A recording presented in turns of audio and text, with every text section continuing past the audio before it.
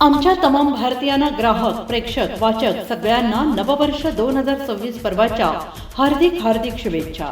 नवे वर्ष म्हणजे नवी उमेद, नवा आत्मविश्वास आणि नव्या यशाचा संकल्प।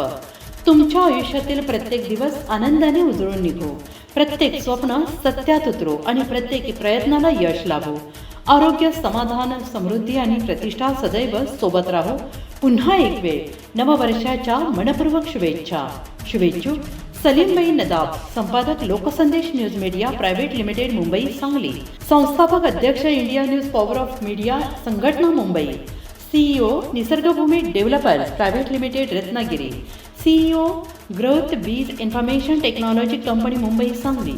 Chairman estate 99 India Sangli.